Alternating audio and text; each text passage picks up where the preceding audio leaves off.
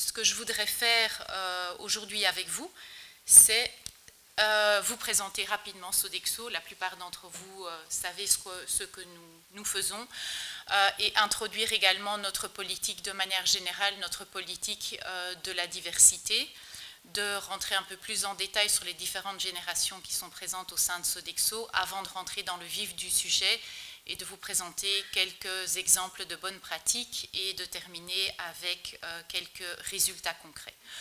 Donc, Sodexo est une entreprise qui fait partie d'un groupe mondial qui est présent dans 80 pays, qui emploie 425 000 collaborateurs et qui exerce plus d'une centaine de métiers. Donc, la diversité chez Sodexo, elle commence aussi par les métiers. Nous sommes donc présents partout dans le monde et nos clients sont des institutions qui se trouvent dans le secteur de l'entreprise, mais également le secteur de l'éducation, le secteur de la santé et dans d'autres types de secteurs peut-être un peu moins connus ou un peu moins présents ici à Luxembourg, par exemple les bases vies. Donc nous exerçons aussi nos métiers au sein de plateformes de forage en pleine mer ou au plein milieu du désert. D'autres segments sont aussi représentés comme par exemple la justice où nous exploitons des établissements pénitentiaires. Donc la diversité chez Sodexo passe aussi par la diversité des clients et des consommateurs que nous servons. À Luxembourg, nous sommes présents depuis 1980. Nous avons 1850 collaborateurs. Ça augmente tous les jours. Donc ça, c'est très enrichissant et très encourageant. Et nous avons une spécificité qui est celle que nous sommes décentralisés. C'est-à-dire que nous n'avons pas nos collaborateurs tout proches de nous, mais qui sont répartis au sein des institutions et des organismes auprès duquel nous exerçons nos services.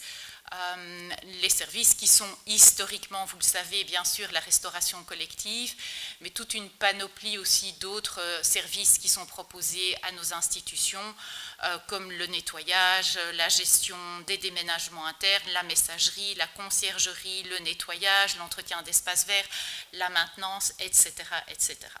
Donc ça vous plante le décor de l'entreprise dans laquelle je travaille et que je représente aujourd'hui.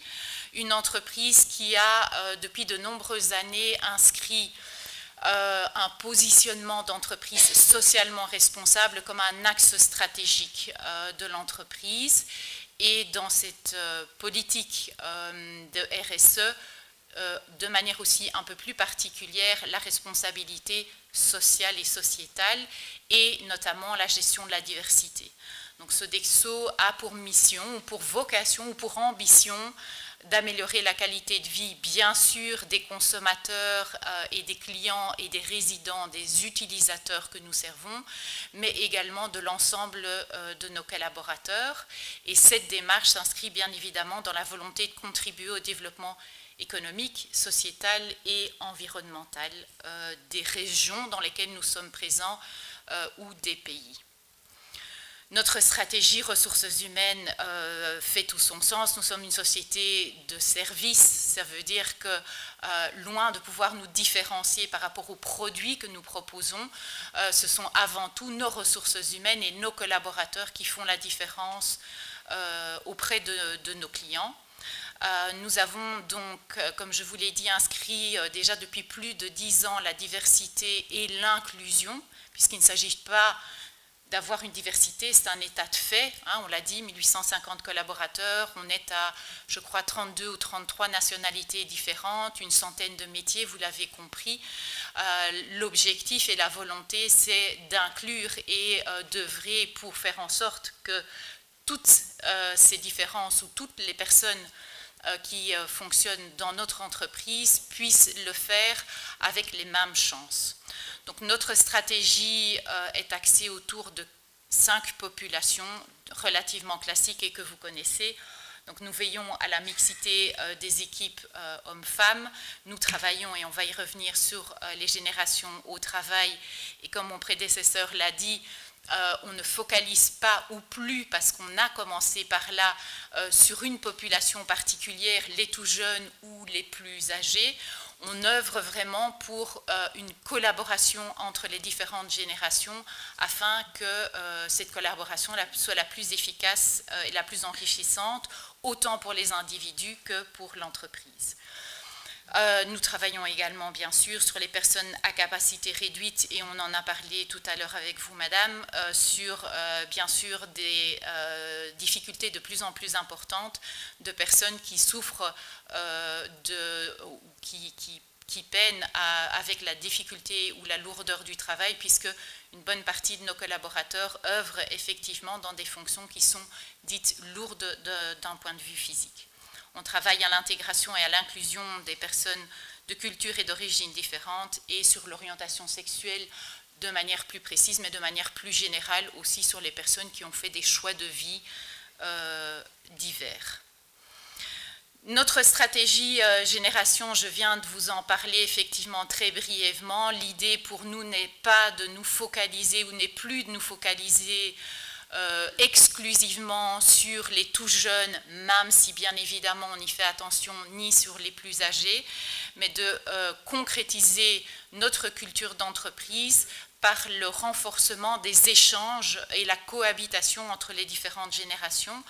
Et on va voir tout de suite de qui ou de quoi on parle. Donc chez nous, l'âge moyen est de 41 ans. Vous voyez que les populations sont relativement bien équilibrées et que presque 20% de notre population a plus de 50 ans. Donc en matière de gestion des âges, c'est une réalité, c'est une étape ou un process au quotidien dans notre entreprise de faire fonctionner les différentes générations entre elles.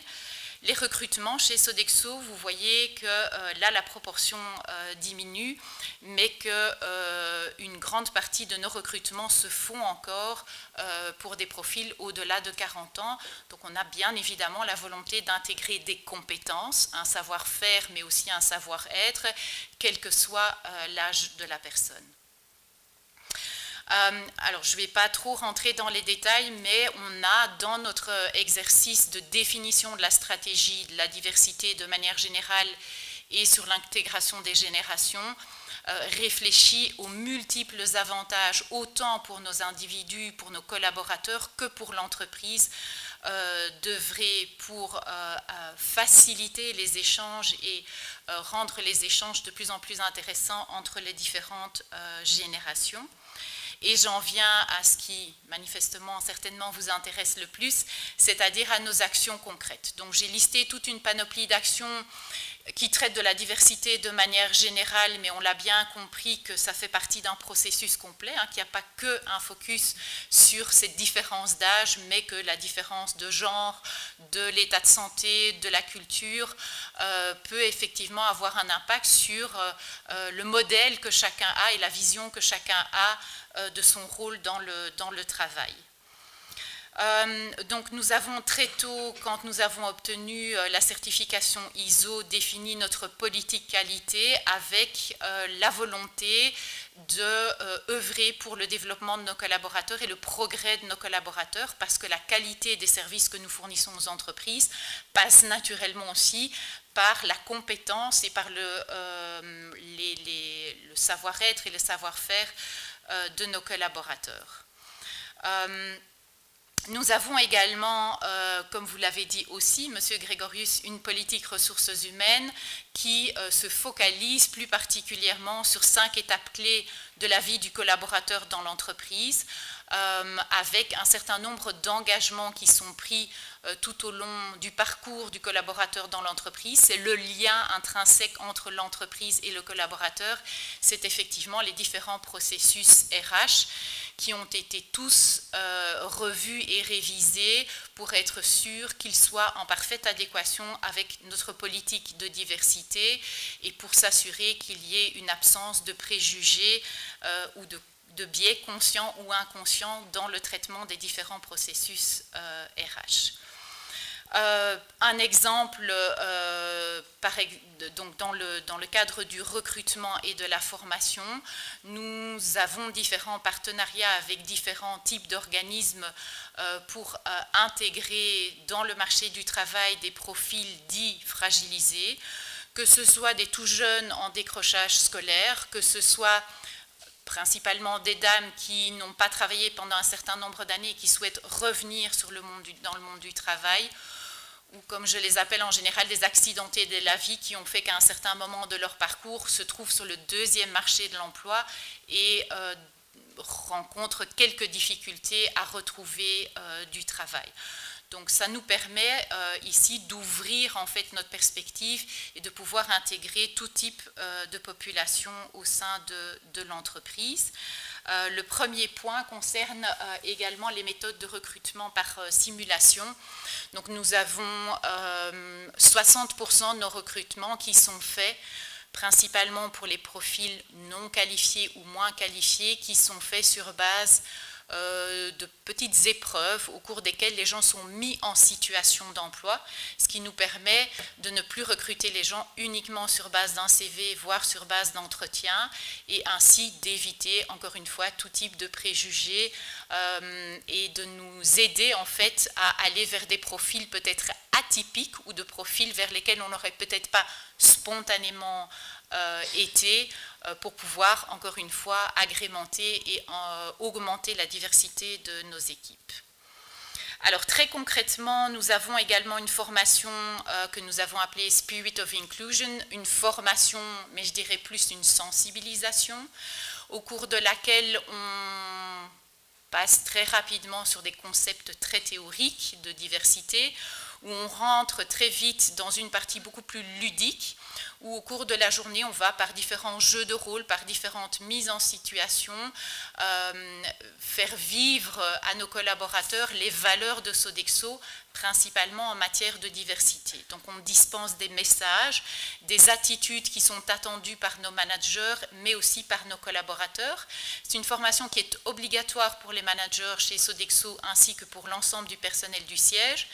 C'est une formation qui est facultative pour le reste de notre population. On est le premier pays à Luxembourg, oui, effectivement, chez Sodexo, à l'avoir aussi ouvert à l'ensemble de nos collaborateurs. Et on voit que c'est un sujet qui, effectivement, attire beaucoup de personnes. Je crois que ce qui est très, très important dans le cadre de cette sensibilisation, c'est d'en arriver très vite à des problématiques de terrain, des problématiques concrètes. Une bonne partie de notre population est peut-être moins favorisée en termes d'éducation scolaire et ont besoin très vite de se projeter dans la réalité du terrain. Mais concrètement, la diversité, comment est-ce que ça s'illustre chez moi? C'est un beau discours, hein.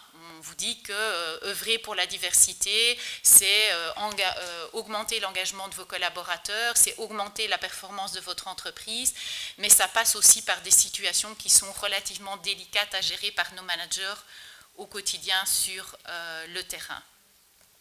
Deuxième type de formation, et on rentre petit à petit un peu plus dans le sujet qui nous occupe aujourd'hui, c'est la formation, encore une fois, sensibilisation hygiène. Donc c'est un module d'e-learning qui fait plusieurs choses ou qui sensibilise nos managers à plusieurs choses. La première, c'est simplement la connaissance. Hein. Le premier risque de préjugés, c'est la méconnaissance de l'autre, de la diversité. Donc, dans un premier temps, on informe nos collaborateurs et nos managers sur les différentes générations qui collaborent ou qui vivent ensemble sur le marché du travail. Quelles sont les différences culturelles liées à ces différentes générations et comment manager au quotidien ces différences.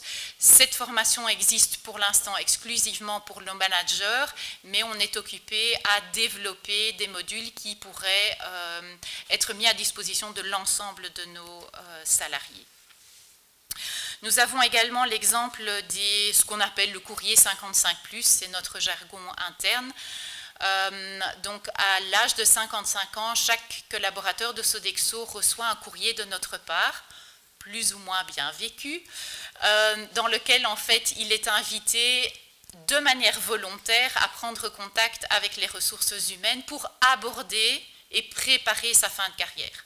Alors certains le jettent à la poubelle et se disent « moi j'ai pas besoin de Sodexo » ou voilà, c'est quelque chose que l'on respecte. D'autres viennent avec des questions très pratiques et pragmatiques. Mon dossier est coincé, comment est-ce que je peux débloquer? Ou j'ai travaillé X années en Belgique et je ne sais plus comment, ou je ne sais pas à qui je dois m'adresser. D'autres viennent avec des problématiques, je vous rejoins encore en disant, non, moi je me suis remariée, j'ai maintenant une charge de famille et je souhaite continuer aussi longtemps que possible à travailler. D'autres viennent avec des problématiques physiques. Mon emploi est devenu trop lourd. Qu'est-ce que vous pouvez me proposer comme aménagement du poste de travail?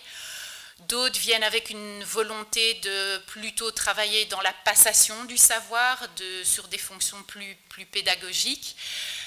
Bref, comme vous le disiez aussi tout à l'heure, Madame Burnet, on n'a pas une solution miracle et qui convient à tout le monde. C'est la raison pour laquelle on a voulu privilégier la relation individuelle. Donc chaque collaborateur est reçu de manière individuelle pour aborder avec lui sa réalité quotidienne, sa réalité de son futur passage à la retraite, et ensemble avec lui, alors on détermine le meilleur moyen de l'aider dans sa transition de carrière. Nous avons également, mais ça s'inscrit dans le contexte général de la gestion de la diversité et des politiques de bien-être au travail, une procédure qui prévoit que tout collaborateur peut adresser aux ressources humaines ce qu'on appelle une demande de modification des conditions de travail, c'est-à-dire qu'à tout moment, tout salarié peut s'exprimer quant à sa volonté de vouloir changer son horaire de travail, son lieu d'affectation, son secteur d'affectation. Les gens qui travaillent dans le segment scolaire ont les congés scolaires qui vont bien pour l'éducation de leurs enfants, veulent évoluer dans leurs fonctions ou, comme vous le disiez aussi tout à l'heure, veulent peut-être rétrograder et diminuer un petit peu la cadence. Nous avons également, depuis 2 ans maintenant, créé un réseau mixité, qui est un réseau de collaborateurs pour les collaborateurs, soutenu par la direction, mais géré au quotidien par les collaborateurs pour répondre aux questionnements et aux attentes de nos salariés. Et dans le cadre de ce réseau, on œuvre effectivement pour la mixité, au cours duquel on fait effectivement, où on offre la possibilité aux plus jeunes de rencontrer les plus âgés et de travailler, d'œuvrer pour le transfert de compétences. En effet, Sodexo a mené en 2017, et je ne vais pas rentrer dans le détail puisque le temps court, Sodexo a mené en 2017 une étude sur les tendances au travail, quels sont les facteurs d'épanouissement professionnel, qu'est-ce qui contribue au succès de l'entreprise. Et une des conclusions est de dire qu'en termes de gestion de la compétence, on doit de plus en plus mettre en avant les échanges intergénérationnels. On a parlé de mentoring, de reverse mentoring. Une grosse partie du savoir, on estime dans l'étude qu'il s'agit de 70%, 70% du savoir se transmet par les collègues. Donc c'est un des sujets sur lesquels nous commençons à travailler et sur lesquels je vous encourage effectivement également à œuvrer. Voilà, quelques exemples très rapidement aussi de concrétisation de toute cette politique. C'est qu'elle est mesurée via notre taux d'engagement. Donc tous les 2 ans, Sodexo mène à Luxembourg, mais partout dans le monde, une enquête d'engagement de nos collaborateurs, au cours desquels, au-delà de l'engagement, il y a une quinzaine de piliers, une quinzaine de thématiques qui sont mesurées, et notamment la valorisation de la diversité au sein de l'entreprise. Et on voit qu'au fur et à mesure de nos efforts, le taux de satisfaction par rapport à ces thématiques-là augmente. On voit également très rapidement que plus nos collaborateurs sont âgés dans l'entreprise, plus le taux d'engagement est élevé, ce qui nous encourage à poursuivre nos bonnes pratiques, qui sont entre autres labellisées et reconnues par différents prix ou différents labels que vous reconnaissez certainement. Voilà, j'espère avoir tenu l'engagement. Je suis à votre disposition pendant le lunch si vous avez quoi que ce soit comme question et je vous souhaite d'ores et déjà à tous un bon appétit.